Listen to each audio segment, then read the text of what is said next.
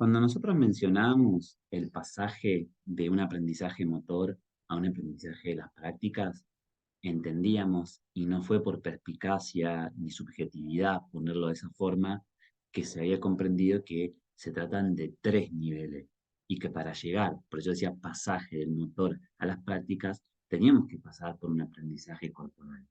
Incluso si nos preguntaran a algunos de los docentes de educación física y quizás a los que tienen más experiencia, incluso que yo, y que también que Carolina, aquellos que tienen 60 años y tienen 40, 50 años, o quizás más de experiencia en la educación física, te podrían decir de que la mayoría de los estudiantes y las estudiantes se encuentran durante la clase en un proceso de aprendizaje corporal, porque es el momento en que el individuo se logra mover, llega a conocer, tiene control de sí, con su propio cuerpo, con la relación entre el espacio, el tiempo, las características contextuales, pero que no termina en un aprendizaje que este va a estar dado en torno a cuando en su propia práctica, eso que puso de manifiesto, se puede relacionar directamente.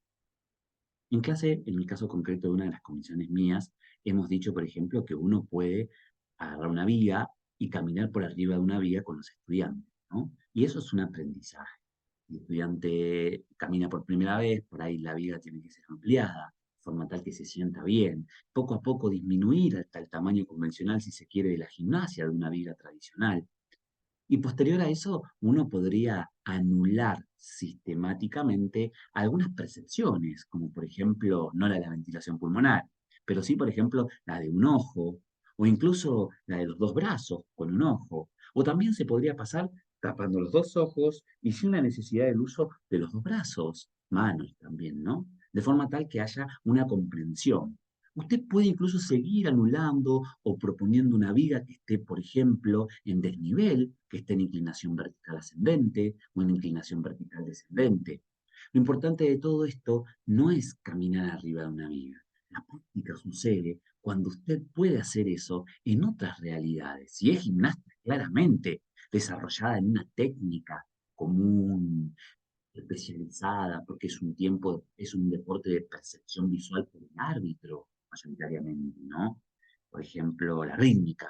Ahora, si usted está en su casa, adulto, está preparado para la vida y hizo durante la educación física muchos ejercicios de este perfil, ¿para qué le podría servir? ¿Para qué práctica común, contundente, elemental, básica, propia de la vida del individuo hoy en cierta civilización occidental, ¿a qué nos podría servir? Entonces nos hemos olvidado de que el aprendizaje corporal es el que mayoritariamente estamos madurando todo el tiempo. Los aprendizajes motor generalmente se suelen dar en casa, en el barrio, trepando un árbol, pateando una pelota, después de gatear, empezando a caminar para el kinder, para el jardín de infantes. Pero después se empieza a madurar un aprendizaje 2, que tiene que ver con la relación que existe de ese sujeto con los objetos o con los saberes que se va incorporando. Cruel realidad a interpretar. Muchos parciales de los grupos de las comisiones han equivocado principalmente por no ir a la fuente. La fuente era libre. Ustedes podían ir a la fuente, leer los niveles, podían recordar lo que se trabajó en la asignatura, en la clase, lo que trabajaron ese día en la conversación con respecto a ello. Ahora, aprendizaje motor es una dimensión que tiene que ver más con lo físico. Incluso nosotros mencionamos con lo biomecánico, ¿no? Y que tiene que ver con un ajuste con relación al espacio y al tiempo en que se hacen esas acciones motrices, pudiendo expresarse en actividades o situaciones simples, medias o complicadas. Por otra parte, ese mismo aprendizaje corporal se da en la ubicación de una característica que hay que resolver. De ahí las propuestas más pedagógicas o más importantes de la pedagogía, como la asignación de tareas, o como las propuestas divergentes, las escuelas abiertas, las escuelas populares y otras que en los videos que hemos visto, por ejemplo, con la maestra que está haciendo su licenciatura, que lo pusimos ahí en un video de YouTube, sobre los aprendizajes lúdicos motrices, se evidenciaba cómo estaba en un aprendizaje corporal. Cuando eso se pasa en cualquiera de los grupos etarios, claramente mejor en aquellos que tienen conciencia avanzada y mayor dinamismo de su desarrollo.